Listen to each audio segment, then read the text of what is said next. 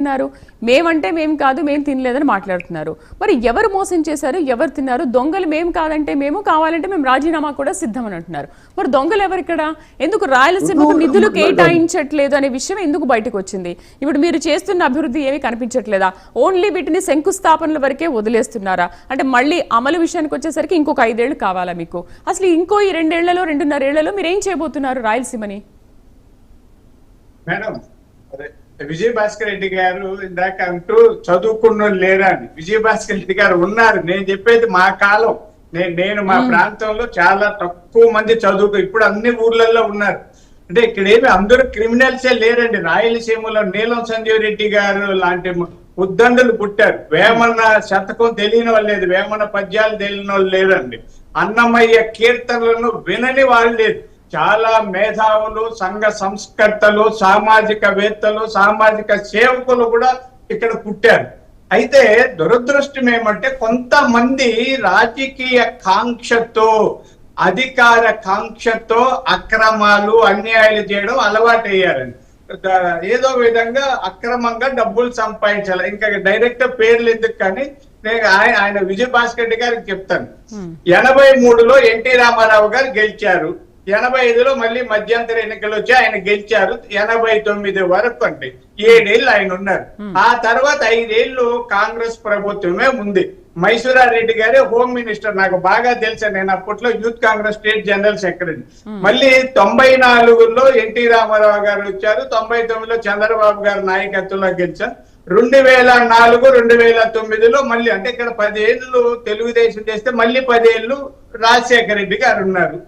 ఆ తర్వాత 5 ఏళ్ళు ముఖ్యమంత్రిగా చంద్రబాబు నాయుడు గారు ఉన్నారు. మళ్ళీ 5 ఏళ్ళు ఆయన ఉన్నారు జగన్మోహన్ రెడ్డి గారు. ఇప్పుడు చంద్రబాబు గారు వచ్చారు. అంటే దాదాపుగా తెలుగుదేశం కాంగ్రెస్ పార్టీ ఒకే, అంటే అన్ని పరిపాలించిన సంవత్సరాలు ఒకటే. అప్పుడు ఒక 2, ఇది ఒక 2, 4 ఏళ్ళు ఎక్కువగా తెలుగుదేశం పనిచేసింది. అంటే వైఫల్యాలైనా అభివృద్ధి అయినా ఏదైనా మనం మాట్లాడేటప్పుడు మనం ఏం చేసామో చెప్పాలి కదండి. రాయలసీమ ఉద్యమం తీసుకొచ్చింది రాజశేఖర రెడ్డి గారు, మైసూరారెడ్డి గారు, అంతకు ముందు ఎంవి రమణారెడ్డి గారు.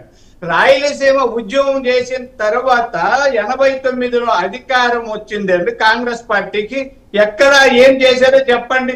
ఏదన్నా ఉంటే ఎన్టీఆర్ శంకుస్థాపన చేశారు అంతే తప్ప, లేదంటే ఎన్టీ రామారావు గారు ఒకటి చేశారు, లేదా చంద్రబాబు గారు చేశారు తప్ప ప్రత్యేకంగా రాజశేఖర రెడ్డి గారు పరిపాలన ఈ ప్రాజెక్ట్ చేశాము. సరే, మేమేమో మాటల ప్రభుత్వం మాది అనుకుందాం, మీ చేతల ప్రభుత్వం ఏం చేసిందో చెప్పగలిగారు.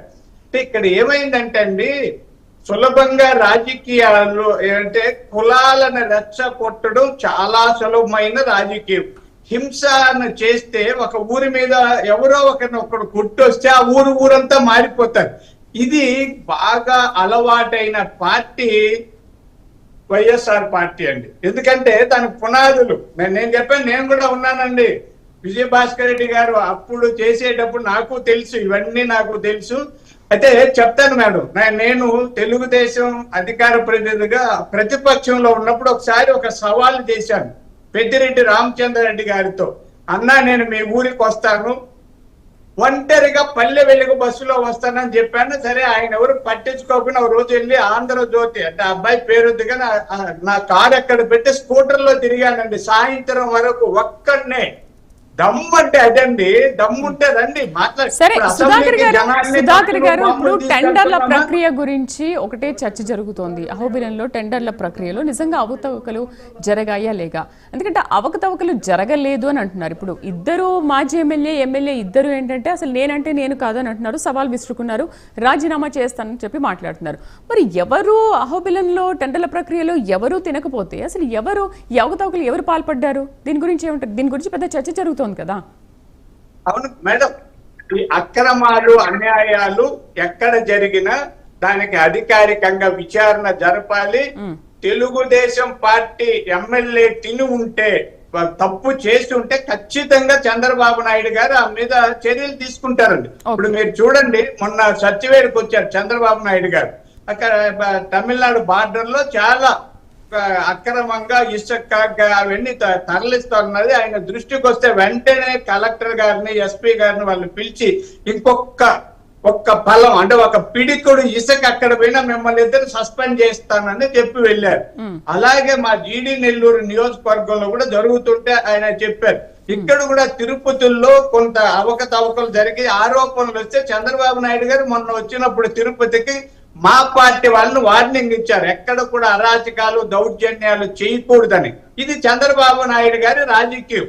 జగన్మోహన్ రెడ్డి గారు అలా చేయాలండి, ఎక్కడ గొడవలకు వెళ్ళొద్దండి. సరే, ఇప్పుడు ఆయన చెప్పినట్టు రాజు గారు విమర్శించారు, రండి నలుగురు వచ్చి డిస్కస్ చేయండి, చంపేస్తారండి. ఇప్పుడు అసెంబ్లీలు జరుగుతున్నాయి, పార్లమెంట్ లో ఎవరు కొట్టుకోవడం లేదు కదా, తీవ్రమైన వాదోపవాదాలు చేస్తాడు. అంటే ప్రజాస్వామ్యబద్ధంగా మాట్లాడడం, సంస్కారయుతంగా వ్యవహరించడం నేర్చుకో. తప్పు తెలుగుదేశం ఎమ్మెల్యేలు తప్పు చేసినా వాళ్ళ మీద చర్యలు తీసుకోవాలని చెప్తాం మేము. మా వాళ్ళు ఏదైనా నేరం చేస్తే దాన్ని వెనకేసుకొచ్చే ప్రశ్నే లేదండి.